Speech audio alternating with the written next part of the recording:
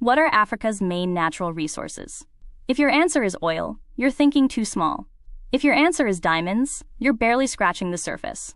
If your answer is poverty, you've been lied to. Africa holds approximately 30% of the world's mineral reserves, 65% of the world's arable land that hasn't been cultivated, 10% of the world's oil reserves, 40% of the world's gold, 85 to 90% of the world's chromium and platinum group metals, 50% of the world's diamonds. The Congo Basin, the second largest rainforest on Earth, stores carbon that makes it one of the world's most critical climate systems. And yet Africa is the world's poorest continent by most measures. That contradiction, extraordinary natural wealth, widespread poverty, is the central question of African political economy. And it is what today's video is about. Welcome to GrioWave Academy. Let's go deep. Before we continue, it is important to understand the mission behind GrioWave Academy. This platform was created to preserve knowledge, culture, music, and stories that often go unheard or are forgotten. GrioWave is not just about content. It is about building independent systems of learning, creativity, and empowerment. Through books, audio, technology, and media, the goal is to transform timeless wisdom into practical tools for today's generation and future generations.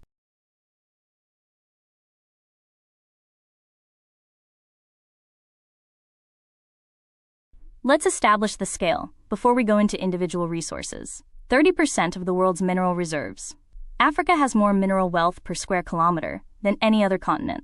65% of the world's uncultivated arable land, land that could grow food but isn't being farmed at scale. As the world's population approaches 10 billion, this fact will become increasingly strategic.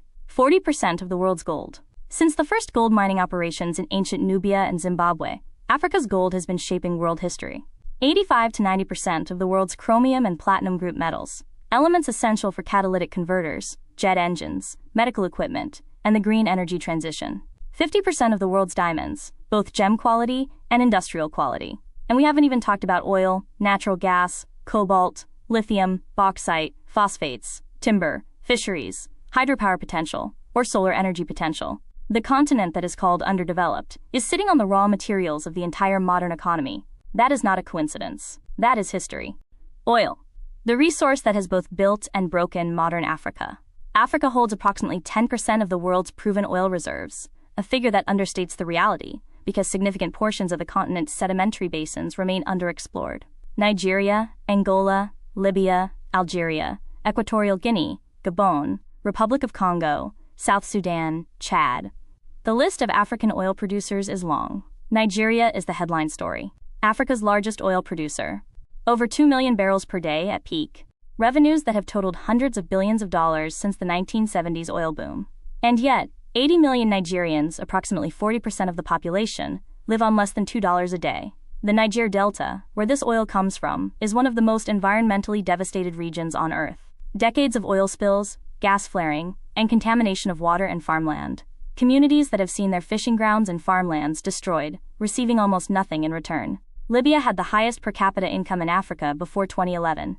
Muammar Gaddafi used oil revenues to build a welfare state, free healthcare, free education, housing subsidies. His distribution of oil wealth was real, even as his political system was repressive. After NATO-backed intervention and the civil war, Libya's oil production collapsed and has never fully recovered. East Africa is the new frontier. Mozambique's offshore gas fields are among the world's largest natural gas discoveries in the 21st century. Uganda's Lake Albert oil deposits are enormous. East Africa is negotiating right now with Chinese, Western, and Gulf investors what terms it will accept for development of these resources. The lesson from West Africa: the terms matter more than the discovery.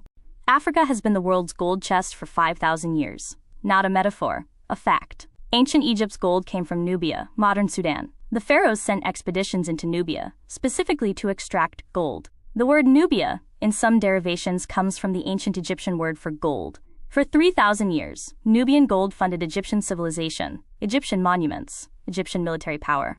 The Mali Empire's Mansa Musa, whose 1324 pilgrimage to Mecca, with 60,000 people and literally tons of gold, crashed the gold price in Egypt and the Middle East for a decade, was the richest person who ever lived, according to some economic historians. His wealth was Malian gold. The Ashanti Kingdom of present-day Ghana accumulated extraordinary gold wealth. When the British finally defeated the Ashanti in 1900, they seized the Ashanti Golden Stool, the spiritual embodiment of the Ashanti nation, touching off a mass uprising. Gold and political sovereignty were inseparable. And then 1886, the the discovery of the Witwatersrand Reef in what would become South Africa, the largest gold deposit ever found, producing over 50,000 tons of gold since then, more gold than any other location in history. That discovery created Johannesburg. It funded the industrialization of South Africa. It also provided the economic engine for apartheid, a political system built to ensure cheap African labor in dangerous gold mines. Africa produces roughly half of the world's diamonds. And the story of African diamonds is a story that encompasses everything: sovereignty, exploitation, civil war, environmental destruction, and, in one remarkable case, genuine developmental success. Let's start with Botswana, because it is the exception that proves the rule. When Botswana became independent in 1966, it was considered hopeless, drought-prone, landlocked, with no industrial base. Then diamonds were discovered. President Seretse Khama, unlike most post-colonial African leaders facing extraction industry pressure, refused to simply give away the country's mineral rights. He negotiated a 50-50 partnership with De Beers. Every dollar of diamond revenue was split between Botswana and the corporation, and Botswana's share went into a sovereign wealth fund and public services, free education, free healthcare, roads, universities. Botswana went from one of the world's poorest countries to an upper-middle-income country in 50 years. Botswana is the model. And then there is Angola and the DRC. UNITA, the Angolan rebel movement, funded a 27-year civil war, one of the most devastating conflicts in post-colonial Africa, through diamond sales. The term blood diamond was coined specifically for Angola's conflict diamonds. The civil war killed between 500,000 and 1 million people. And it was fueled partly by the world's appetite for sparkly stones, for engagement rings. De Beers and the A Diamond is Forever campaign. In 1947, De Beers hired an advertising agency to solve a problem. Diamond demand was dropping. Their solution: manufacture a cultural norm. The slogan, "A diamond is forever," convinced an entire civilization that diamond rings were an essential expression of love. They weren't. Before 1947, most engagement rings were rubies or sapphires, an artificial tradition, invented to maintain profits from African mines.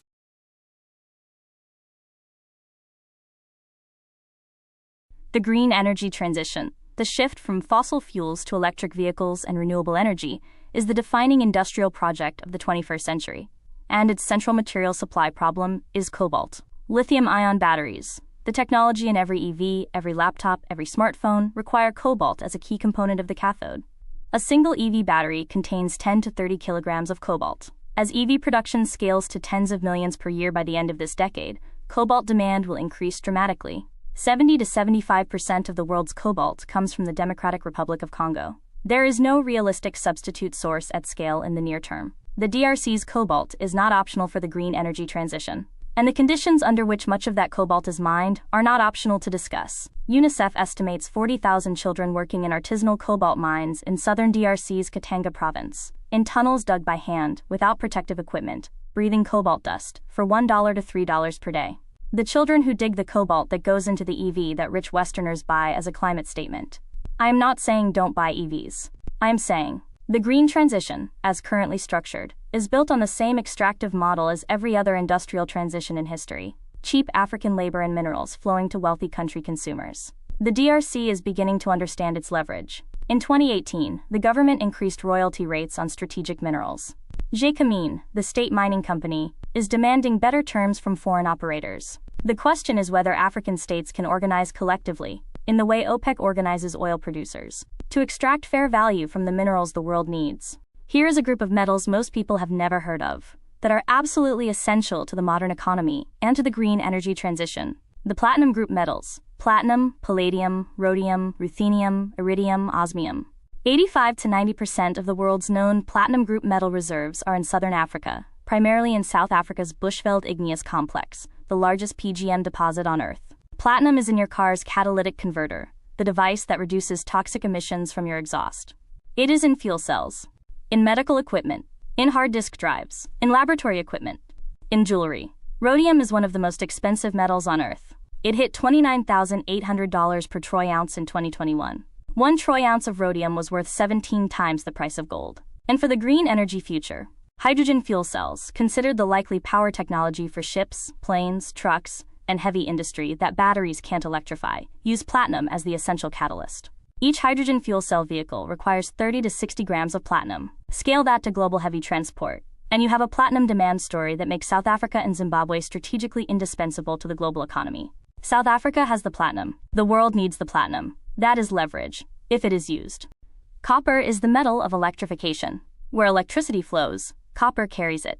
And the energy transition, every solar panel, every EV, every wind turbine, every electric grid upgrade, requires more copper. The Central African Copper Belt, stretching across Zambia and the DRC's Katanga province, is the most important copper mining region in the world outside Chile. It holds approximately 10% of global copper reserves. Zambia's relationship with copper is a textbook case in resource economics. At independence in 1964, copper represented over 90% of Zambia's export earnings. In 1969, President Kenneth Kaunda nationalized the copper mines, generating revenue that funded hospitals, schools, roads, and universities. Then the global copper price crashed in 1975. Zambia's economy crashed with it. The country borrowed, accumulated debt, and entered the IMF Structural Adjustment Program, which mandated privatization and reduced public spending. By the 1990s, Zambia was one of the world's poorest countries. The lesson: a country that depends on one commodity for its entire economic survival is hostage to price cycles it doesn't control. The DRC copper story today is increasingly a Chinese story. Chinese companies, through direct investment and infrastructure for resources deals, have become the dominant operators in DRC and Zambian copper mining. This has brought investment, built roads and railways, and created jobs. It has also raised serious questions about whether African countries are getting fair value, and whether Chinese labor and environmental standards meet African or international requirements. Africa's uranium story is a geopolitical thriller. France runs 56 nuclear reactors that provide approximately 70% of the country's electricity. For decades, a significant portion of the uranium fuel for those reactors came from Niger, a landlocked Sahel country of 25 million people, one of the world's poorest. In July 2023, a military coup in Niger overthrew the elected government. One of the coup leader's explicit grievances: Niger produces uranium worth billions of dollars, and Niger's people remain desperately poor. France's relationship with Niger, which kept uranium mining revenues low and French companies in control, was part of the political anger that enabled the coup. The coup sent shockwaves through European energy planning. Suddenly, the countries that had relied on African uranium for their low-carbon electricity had to confront the reality. Their energy security depended on an African country they had systematically underpaid and politically marginalized. Namibia's uranium story has a different character. The Rossing uranium mine, one of the world's largest open-pit uranium operations, has been mined since 1976. In 2019, the Chinese National Uranium Corporation acquired a 68% stake. China's strategic stockpiling of uranium is part of its long-term energy security planning. Africa's uranium is going to power China's nuclear expansion. And South Africa, the only country in history to develop nuclear weapons independently and then voluntarily dismantle them. That is a genuine geopolitical achievement and is often overlooked in African history. The Congo Basin is not a mineral, but it is Africa's most valuable natural resource, and the one with the most consequences for the entire planet. 3.4 million square kilometers of tropical rainforest. The world's second largest after the Amazon, and in some ways more important than the Amazon, because while the Amazon is currently emitting more carbon than it absorbs due to deforestation, the Congo Basin is still a net carbon sink. Below the forest, the world's largest tropical peatlands, discovered only in 2017. These peat bogs have been accumulating carbon for 10,000 years. They store approximately 30 billion tons of carbon, roughly equivalent to 3 years of global carbon emissions. If those peatlands are drained and burned for agriculture or oil extraction, the carbon release would be catastrophic for the global climate. The Congo Basin contains the highest mammal diversity of any ecosystem on Earth. Gorillas, bonobos, our closest relatives, sharing 98.7% of our DNA. Forest elephants, okapi, species that have no equivalent anywhere. And the DRC, which owns most of this forest, is simultaneously one of the world's poorest countries and one of the world's most important environmental custodians. The world expects the DRC to protect this forest while providing almost nothing in return for doing so. In 2022, the DRC announced oil block auctions in the Congo peatlands, arguing that the country has the same right to extract its fossil fuels that wealthy countries have already extracted theirs. The global North's response, outrage, rang hollow to DRC officials who pointed out, "You industrialized on coal and oil. Now you want us to forego our resources for your climate stability. Who pays for that sacrifice?" This is the central moral question of climate finance in Africa. The 21st century's most strategic resource is not oil, and it is not lithium. It is water. Africa holds approximately 9% of the world's renewable freshwater resources, a figure that both understates the continent's potential because of enormous groundwater reserves and masks extreme regional inequality. The Congo Basin holds 30% of Africa's freshwater. The Sahara has almost none. The Grand Ethiopian Renaissance Dam is the most important infrastructure project in contemporary African geopolitics. Ethiopia, one of Africa's fastest-growing economies, is building the largest dam in Africa on the Blue Nile, which provides 85% of the Nile's water at its confluence with the White Nile. Egypt, downstream, has made clear that it views any significant reduction in Nile water flow as an existential threat. There have been statements that border on threats of military action. At the heart of this conflict is a principle. Does Ethiopia have the right to use the water that falls as rain on its own mountains to generate electricity for its own people? Egypt's position is that the 1959 Nile Waters Agreement, which allocated the entire Nile between Egypt and Sudan, with zero allocation to Ethiopia or the other 9 upstream countries, should continue to govern. Ethiopia's position is that a colonial-era agreement that gave it nothing is not binding. This is not just about the Nile. It is about who owns the water. And as climate change makes precipitation less predictable and aquifers deplete, this question will be answered, one way or another, across the entire continent. The Congo River's hydropower potential is staggering, 100,000 megawatts, more than enough to power all of sub-Saharan Africa. The Inga Dam site, on the lower Congo River, could theoretically be the world's largest power station.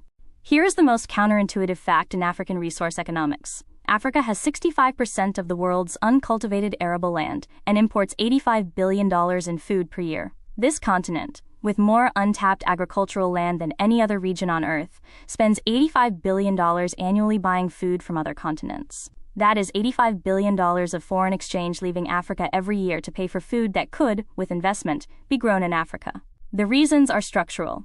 Infrastructure, roads and storage facilities that don't exist, smallholder farmer access to inputs, fertilizer, irrigation, broken value chains where middlemen capture most of the value, and historic underinvestment in African agriculture by post-colonial governments that prioritized urban industrial development.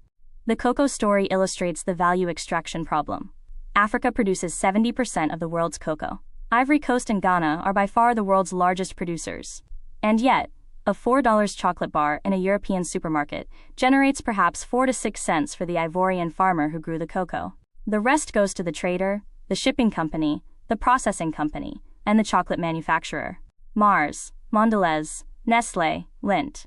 The companies that turn African cocoa into luxury European chocolate are among the world's most profitable food companies. The farmers who grow the cocoa are among the world's poorest agricultural workers. Ivory Coast and Ghana, recognizing this, attempted in 2020 to implement a living income differential, a price floor for cocoa designed to guarantee farmers minimum income.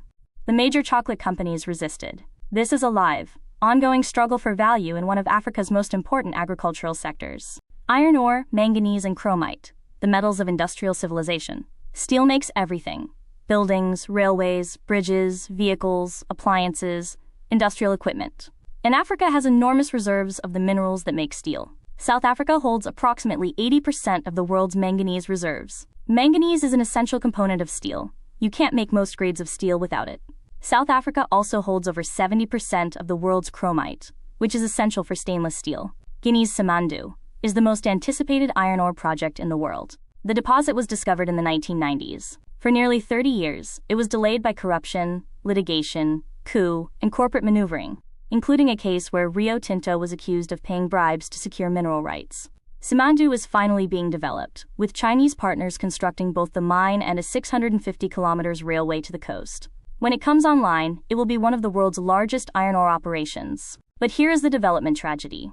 Africa imports most of its steel. Nigerian construction sites use Chinese steel rebar. South African buildings use European structural steel. The continent, with 80% of the world's manganese and significant iron ore reserves, imports its steel. The value chain that should run from African mines through African smelters to African construction instead runs from African mines through Chinese or European factories back to African construction sites. The industrialization of Africa's mineral resources, not just extraction, but smelting, refining, and manufacturing, is the central economic challenge of the next generation of African development. Here is a resource almost nobody discusses when talking about Africa's natural wealth, and it may be the most strategically important of all: phosphates. Phosphorus is an essential plant nutrient. Without phosphate fertilizer, modern intensive agriculture cannot produce enough food to feed the world's population. There is no synthetic substitute. Phosphate deposits are finite. Some estimates suggest economically recoverable phosphate reserves may last 200 to 300 years at current extraction rates. When they run out, global food production faces a crisis with no technological fix. Morocco holds approximately 70% of the world's known phosphate reserves. This is not just the largest single resource concentration in Africa, it is the largest strategic resource concentration of any critical mineral on Earth. Saudi Arabia's share of oil reserves is around 17%. Russia's share of natural gas is around 20%. Morocco's share of phosphate reserves is 70%. OCP Group. The Office Sherifing des Phosphates, the Moroccan state company, is one of the world's most important agribusiness corporations.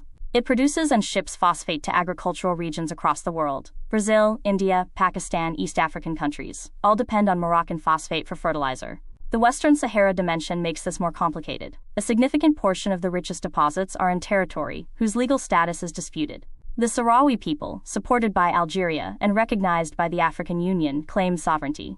Morocco administers the territory and mines the phosphate. This is a live international legal dispute about who owns one of the world's most strategically critical resources.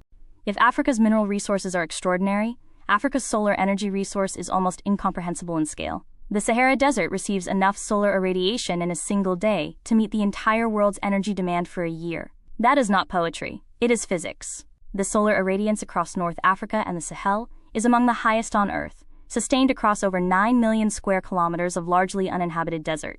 Green hydrogen is a technology that turns this solar abundance into a global energy product. By using solar electricity to electrolyze water, splitting hydrogen oxide into hydrogen and oxygen, Africa can produce clean hydrogen fuel that can be piped or shipped to energy-hungry industrial economies. This is what Algeria, Morocco, Namibia, and South Africa are currently in active negotiations to deliver to Europe and Asia. Namibia has perhaps the most advanced green hydrogen strategy on the continent. The Hydrogen Energy Project in the Tsaukaib Desert aims to produce 300,000 tons of green hydrogen per year, a project so large it would make Namibia a global energy exporter. From one of the world's most resource-constrained economies to a major energy supplier, through sunshine and water. But here is the critical tension. The technologies for capturing and transmitting African solar energy, solar panels, HVDC cables, electrolyzers, are currently manufactured primarily in China and Europe. Africa generates the energy but imports the technology. The developmental benefit depends on whether Africa can build domestic manufacturing capacity for these technologies. The energy transition can reproduce the extractive model. Africa provides the raw resource, sunshine, the world provides the technology, and Africa receives low value, or it can be a genuine developmental leap. That choice is being made right now. Africa's fisheries are worth $24 billion per year, and a large portion of that $24 billion goes to foreign fleets. Senegal has some of the most productive coastal waters in the world, thanks to the Atlantic upwelling zone, where cold, nutrient-rich waters rise to the surface. These waters should make Senegal one of Africa's wealthiest coastal nations. Instead, Senegal's fishing communities are among the most economically precarious in the country, because Spanish, Portuguese, Chinese, and Russian fishing fleets have been granted access to Senegalese waters in exchange for access fees that are a fraction of the value taken. Illegal, unreported, and unregulated fishing IUU is estimated to cost African coastal countries more than $10 billion per year. Foreign fishing vessels operate inside African exclusive economic zones, catching fish that should be feeding or economically sustaining African coastal communities, and sailing home. The Somali piracy story is a perfect illustration of what happens when a coastal state loses control of its ocean resources. When the Somali state collapsed in 1991, foreign fishing fleets moved in, massively overfishing the Somali coast and destroying the livelihoods of traditional fishing communities. By the late 1990s and 2000s, some of these communities had become pirates, seizing foreign vessels as a desperate economic response. The world condemned the pirates. Almost no one asked why they were there. Africa's blue economy, the systematic development of marine resources, aquaculture, maritime shipping, port infrastructure, and sustainable fishing, is one of the least developed but most promising development sectors on the continent. Now we need to address the question that haunts every conversation about Africa's natural wealth. If Africa has all these resources, why is it still poor? The answer involves several reinforcing mechanisms, collectively described as the resource curse, or the paradox of plenty. Dutch disease. When oil or mineral revenues flood an economy, the country's currency appreciates. This makes manufactured goods expensive to export, agriculture uncompetitive, and tourism unattractive. The resource sector crowds out all other economic activity. Nigeria's manufacturing sector, which was growing in the 1960s, was essentially destroyed by the oil boom of the 1970s. Nigeria today imports most of its manufactured goods, including refined petroleum products from its own crude oil, that it exports to be refined abroad. Rent-seeking and governance. A government that funds itself from oil revenues doesn't need to tax its citizens. And governments that don't need to tax citizens have much less incentive to be accountable to them. Oil revenues have funded kleptocratic regimes across the continent, leaders who enrich themselves and their networks while providing minimal public services. Conflict. Wherever there is easily extractable and highly valuable resource, there are armed groups competing to control it. The economic logic of war changes when the prize is a diamond mine or an oil terminal rather than agricultural land. You don't need many soldiers to control a mine. You do need brutal methods to hold it. The resource curse is not destiny. Botswana escaped it through diamonds. Norway escaped it through oil. But both required strong institutions, rule of law, and transparent revenue management. Building those institutions while managing a resource boom is extraordinarily difficult, especially in post-colonial states whose institutions were designed for extraction, not for citizen service. No discussion of African natural resources in the 21st century is complete without discussing China, which has transformed the geopolitics of African resource extraction more than any other external power since colonial Europe. China's engagement with African resources is enormous in scale. Over $300 billion in annual bilateral trade. Chinese state companies are the dominant operators in DRC cobalt and copper, Zambian copper, Namibian uranium, and multiple other African mining operations. The China-Africa relationship in commodities is the defining economic relationship of 21st century resource extraction. The infrastructure for resources model is China's distinctive approach. Rather than simply paying cash for commodities, which is what Western mining companies do, China builds things: railways, roads, ports, dams, telecoms networks. In exchange, it secures long-term commodity supply agreements. Kenya's standard gauge railway reduced Mombasa to Nairobi journey time from 12 hours to 4 hours. The Addis Ababa to Djibouti electric railway opened landlocked Ethiopia to international sea trade. These are genuinely developmental. Whatever you think of Chinese motives, a functional railway is a functional railway. But the model has real problems. Most Chinese contracts specify Chinese materials, Chinese equipment, and often Chinese workers for major phases, limiting local employment, limiting skills transfer, and limiting the multiplier effect of infrastructure spending. If you build a railway with Chinese steel, Chinese engineers, and Chinese construction workers, the economic benefit to the local economy is primarily the railway itself, not the construction process. The debt trap narrative. The idea that China deliberately lends unsustainably to seize African assets when countries default is contested by researchers. But the underlying concern about debt sustainability is real for some countries. The resource curse is not inevitable. Countries can and do escape it. And across Africa, there are genuine movements toward greater mineral sovereignty, toward African governments extracting more value from their own resources. Botswana is the model that everyone invokes, and it deserves that status. The negotiation of Botswana as a 50-50 joint venture in 1969 was a masterclass in sovereign resource management. Seretse Khama understood that Botswana held something De Beers needed desperately: world-class diamonds in a politically stable country. He used that leverage to extract maximum value. The result funded Botswana's development. In 2023, Botswana renegotiated its De Beers arrangement, this time securing the right to sell 25% of Botswana's diamonds directly, bypassing De Beers' sorting and marketing infrastructure. This is a significant step toward controlling the entire value chain, not just the mining.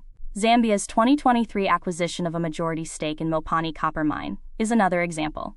After decades of watching foreign mining companies extract copper under contracts negotiated under IMF pressure, Zambia is asserting ownership. Zimbabwe's beneficiation requirements, forcing domestic processing before export, are economically rational, even if they create friction with foreign investors. Every ton of platinum processed in Zimbabwe creates more jobs, more tax revenue, and more economic complexity than a ton of platinum ore shipped to South Africa or Germany for processing. The Africa mining vision represents continental consensus. Minerals should drive industrialization, not just generate export revenues. Whether individual governments have the institutional capacity and political will to implement this vision is the key variable. The EV revolution will be powered by lithium, cobalt, nickel, and manganese, the key ingredients of lithium-ion batteries. Africa has significant deposits of all of them. Zimbabwe has the world's 5th largest lithium reserves. This is not widely known, partly because Zimbabwe's resource sector has been undermined by political instability and the Mugabe-era economic collapse. But the geology doesn't change with politics. The Arcadia lithium deposit and the Bikita mine are world-class assets. In 2022, Zimbabwe made a bold move. It announced a ban on the export of raw lithium ore. Mining companies that wanted to sell Zimbabwe's lithium had to commit to processing it in Zimbabwe first. This infuriated some international mining companies who had planned to extract raw lithium and process it elsewhere. The Zimbabwean government held firm. Indonesia did something similar with nickel in 2020, banning raw nickel ore exports and requiring local processing. The result: Indonesia attracted $15 billion in battery manufacturing investment within 3 years, creating an entirely new industrial sector. Zimbabwe is watching this closely. The rare earth element story is important because it's the resource competition nobody talks about. Neodymium and dysprosium, essential for the permanent magnets in EV motors and wind turbines, are rare earth elements. China currently processes 90% of the world's rare earth supply. This gives China extraordinary industrial leverage. Several African countries, Malawi, Burundi, Tanzania, and others, have rare earth deposits. If Africa can develop domestic rare earth processing capacity, it can compete for a share of the most strategically important materials in the green energy transition. Before we continue, if you are a builders, creators, entrepreneurs, purpose-driven individuals, the Griot Wave Inner Circle is now open. If you want to explore this topic further, scan the QR code for additional resources, courses, recommended readings, maps, and extended discussions. There is far more to Africa than what can fit into a single episode, and this is only the beginning of a much deeper journey into the continent's history, cultures, people, and future. And if you'd like a deeper dive into any topic related to Africa or Pan-Africanism, leave a comment below and we'll cover it in a future video. Guinea holds 25% of the world's bauxite, and Guinea is one of the world's poorest countries. Bauxite is the ore from which aluminium is made. Aluminium is everywhere: aircraft bodies, car parts, construction materials, beverage cans, packaging, electronics. It is the world's most widely used metal after steel. And Guinea has more of the ore to make it than almost anyone else. Yet Guinea imports aluminium products. Because while Guinea has bauxite, it doesn't have the refining capacity to make alumina from bauxite, or the cheap electricity to smelt aluminium from alumina. The refining happens in China, Australia, and Europe. Guinea receives the lowest value portion of the supply chain. This is the fundamental development challenge across African mineral economies: the gap between what is extracted and what is manufactured. Bauxite is worth perhaps $50 per ton. Alumina is worth $400 per ton. Smelted aluminium is worth $2,500 per ton. Aluminium sheet for aircraft manufacturing is worth tens of thousands per ton. At each processing step, value is added, and almost none of those steps happen in Guinea. The Suapidi Dam on the Konkore River, completed in 2021, gives Guinea, for the first time, a significant source of domestic electricity. With more hydropower, bauxite processing and eventually aluminium smelting become economically feasible. This is the logic of integrated mineral development. Build the energy infrastructure to enable industrial processing of your own resources. Ghana tried this explicitly. The Akosombo Dam was built partly to power the Volta Aluminium Company, designed to smelt Ghanaian bauxite. But power shortages, policy changes, and lack of capital have kept Valco far below its potential. The opportunity is there. The execution is the hard part. Let me give you the most visceral illustration of Africa's value chain problem: the chocolate bar. Ivory Coast and Ghana together produce approximately 70% of the world's cocoa. The farming communities that grow this cocoa receive, on average, between 3 and 6% of the retail price of a chocolate bar. The vast majority of the value, the processing, the branding, the marketing, the retail distribution, happens in Europe and North America. A ton of cocoa beans fetches about $2,500 on the world market. A ton of finished milk chocolate is worth approximately $9,000. That 3.6x value multiplier from fermented bean to chocolate bar happens almost entirely in European factories, not in African ones. Ivory Coast has been trying to build domestic chocolate processing capacity since the 1990s. The obstacles are real: electricity costs, access to capital, trade barriers. The EU imposes higher tariffs on processed cocoa products than on raw cocoa, effectively taxing African industrialization, and competition from established European manufacturers who have no interest in losing their processing advantage. But Ethiopia's coffee strategy is a success story worth studying. When Starbucks tried to trademark the names Sidamo, Yirgacheffe, and Harar, Ethiopian regional denominations for high-quality coffees, Ethiopia said no. Ethiopia hired intellectual property lawyers and fought back, eventually forcing Starbucks to sign licensing agreements that recognize Ethiopian ownership of these names. This is an African country using international IP law as a resource strategy, protecting the value of its agricultural heritage against corporate appropriation. The Living Income Differential Initiative in cocoa, Ghana and Ivory Coast collectively demanding a $400 per ton premium, shows what coordinated African commodity producer action looks like. Imperfect, partial, contested, but real. The newest chapter in Africa's energy resources story is being written in East Africa. Mozambique's Rovuma Basin is one of the most significant natural gas discoveries in the world since 2010. Over 85 trillion cubic feet of gas, more than enough to make Mozambique one of the world's top LNG exporters. Total Energies and Eni are leading projects that represent $50 billion in investment. The the largest private sector investment in the history of sub-Saharan Africa. Then in 2021, insurgency. Islamist fighters in Mozambique's Cabo Delgado province, one of the country's most impoverished regions, sitting directly above the gas deposits, launched attacks on infrastructure. Total Energies suspended operations and declared force majeure. Rwanda deployed troops to help stabilize the region. A country that had been about to transform its economy found itself in a security crisis. The Cabo Delgado insurgency illustrates a tragic pattern: the discovery of resources in a marginalized region, the arrival of foreign investment that generates enclave wealth rather than local development, and the resulting resentment that external actors, in this case including jihadist recruiters, can exploit. The EACOP pipeline, running from Uganda through Tanzania to the Indian Ocean, is a live controversy. Uganda and Tanzania desperately need the infrastructure to monetize their oil. Environmental groups argue the pipeline threatens Lake Victoria, displaces communities, and locks Africa into fossil fuel development when it should be building renewables. Uganda's response: "You built your economy on coal and oil. You now want us to leave our resources in the ground for your climate stability. Show us the alternative financing. Put real money on the table. Until then, we will build the pipeline." Here is the full picture in one view. Africa's resource portfolio, ranked. At number 1. Phosphates. Morocco's 70% share of world reserves makes it the single most concentrated critical mineral position of any country in any mineral on Earth. Platinum group metals, South Africa's 85 to 90% global share. This is not just wealth. This is indispensable geopolitical leverage for the green economy. Cobalt, 70 to 75% from DRC. The battery mineral the world needs and hasn't figured out how to source ethically or at the scale required. Diamonds, gold, chromite, coltan, manganese, each a world-leading position. And at the bottom of this top 10, petroleum and natural gas. These are still enormous numbers. $80 billion plus per year in petroleum exports, $30 billion in gas. But the fossil fuel transition means these numbers will eventually decline. The pattern that emerges: Africa's strategic resource position is strongest precisely in the minerals the green energy transition needs most. Cobalt, platinum, lithium, manganese. These are the materials of the 21st century economy. And Africa has them. The question, the only question that matters, is whether African states can organize to extract fair value, invest in processing and manufacturing, and convert resource wealth into development. The answers will determine whether the 21st century is different from the 20th and 19th centuries of African resource history. Beneficiation. This is the most important word in African economic policy, and almost nobody outside of specialist circles knows it. Beneficiation means processing raw materials into progressively more valuable manufactured products before export. It is the answer to the value chain problem. It is the path from raw material exporter to industrial economy. Let me give you the cobalt example. Raw cobalt ore is worth approximately $8 per kilogram.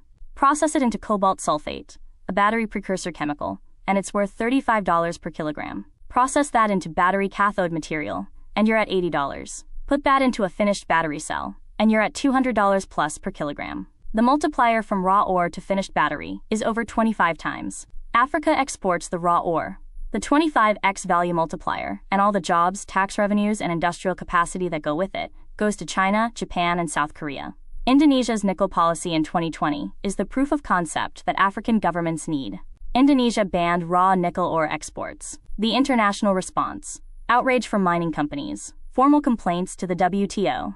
Indonesia held firm. Result: $15 billion in battery processing investment in Indonesia within 3 years. Indonesia is now building an integrated nickel-to-battery supply chain. The bold sovereign resource decision worked. The Africa Continental Free Trade Area creates the market logic that makes beneficiation viable. A single African country trying to build a battery manufacturing industry faces a small domestic market. The AFCFTA creates a 1.4 billion person market. Pan-African beneficiation, mining in DRC, processing in South Africa, assembling in Nigeria, selling across the continent, is the economic model of the future. 5 myths, 5 truths. Let's be systematic. Myth 1. Africa is poor because it lacks resources. You have now sat through 26 slides that prove this is false. Africa is the most resource-rich continent on Earth, by almost every measure. Africa's poverty is not geological. It is political, historical, and structural. Myth 2. African governments waste their resource wealth. Some do. But the full picture requires acknowledging that the global financial system actively enables resource wealth extraction from Africa. Transfer pricing, where a multinational company sells its own goods to itself at artificially low prices to reduce African tax liability, costs African countries an estimated $50 billion per year. That is not African government failure. That is a global financial architecture designed to extract value. Myth 3. China is helping Africa develop. China has built things. Those things are real. But helping develop and investing for strategic resource access are not the same thing. The correct framing. China is Africa's most important economic partner and one of Africa's most important resource competitors. Both things are true. Myth 4. The resource curse is inevitable. Botswana. Norway. Enough said. The curse is overcome with institutions, transparency, and political will. Myth 5. Africa needs Western aid to develop its resources. What Africa needs is the right to set its own resource prices, the right to process its own minerals, access to development finance without ideological conditionality, and a global trade system that doesn't punish African industrialization with escalating tariffs. These are structural changes, not charity. Your country-by-country reference card. Notice a few things. South Africa. Gold, diamonds, platinum group metals, chromite, manganese, coal, iron ore. The most concentrated portfolio of high-value minerals of any single country on Earth. South Africa's Bushveld igneous complex alone is one of the geological wonders of the world. The DRC. Cobalt, coltan, copper, gold, diamonds, uranium, tin, timber. If the DRC were governed like Norway, it would be one of the world's wealthiest countries. Its geological endowment is extraordinary. Morocco. 70% of the world's phosphates. Everything else is secondary. Guinea. 25% of the world's bauxite, plus Simandu iron ore, the largest undeveloped iron ore deposit in the world. Yet Guinea has a GDP per capita of approximately $1,100. Zimbabwe. The Great Dike running down the country's center contains platinum, chromite, and now proven lithium deposits. Zimbabwe's resource wealth per capita is substantial. Its realized economic benefit per capita is much lower. Mozambique. Offshore gas discoveries that should transform the country's economy, currently complicated by the Cabo Delgado insurgency. 8 things you now know that most people, including most economists, don't know how to put together into a coherent picture. 1. The scale. 30% of mineral reserves. 40% gold. 85% platinum. 70% cobalt. 65% arable land. Africa is the most resource-endowed continent on Earth. 2. The Congo Basin. Not a mineral, but more strategically important than any mineral. The carbon storage is irreplaceable. The world needs Africa to protect it. The world is not paying Africa to do so. 3. The resource curse is a governance challenge, not destiny. Botswana shows the way. The problem is solvable. 4. The EV revolution depends on African cobalt and lithium. The green transition requires African materials. This gives Africa leverage, if it's used. 5. Beneficiation. The 25x value multiplier from ore to battery. Indonesia's precedent. Africa must move up the value chain. 6. Morocco's phosphate dominance. 70% of the ingredient that feeds the world. Global food security depends on African minerals. 7. Solar energy, the infinite resource. Africa has enough solar potential to power the planet. Green hydrogen could be the 21st century's defining African export, if the value stays in Africa. 8. The fundamental truth. Africa's poverty is not geological. It is structural. The solution is structural change, not charity. Africa is not rich, despite its poverty. Africa is poor because of its wealth. Every smartphone contains cobalt from the Congo. Every chocolate bar contains cocoa from Ivory Coast. Every catalytic converter contains platinum from South Africa. Every laptop has tantalum from Eastern DRC in its capacitors. The products of African soil and African mineral wealth are in the hands of every person in the wealthiest countries on Earth. And the people above those mines, in those fields, beside those rivers, many of them live on less than $2 a day. That is not a coincidence. That is a system. A system that was built during colonialism, maintained through the terms of trade, the structure of commodity markets, the debt architecture of development finance, and the legal frameworks that allow African natural resources to leave Africa without generating African wealth. But the system is changing. Botswana built a diamond model. Indonesia bent nickel. Zimbabwe moved on lithium. Morocco built a phosphate empire. Africa's leaders, the best of them, understand what is at stake. The question for your generation, wherever you are watching this, is whether you will let the extractive model continue, or whether you will demand that it changes. Subscribe to GrioWave Academy. Share this video. Tag someone who thinks Africa is poor. And remember, the resources were always there. Before you go, help this message reach more people. If you learned something new today, like the video, subscribe for more deep dives, and share this with someone who still thinks Africa is a country. Small conversations can challenge big misconceptions, and every share helps expand understanding. If you want to explore this topic further, scan the QR code for additional resources, courses, recommended readings, maps, and extended discussions. There's far more to Africa than what can fit into a single episode. And this is only the beginning of a much deeper journey into the continent's history, cultures, people, and future. And if you'd like a deeper dive into any topic related to Africa or Pan-Africanism, leave a comment below and we'll cover it in a future video.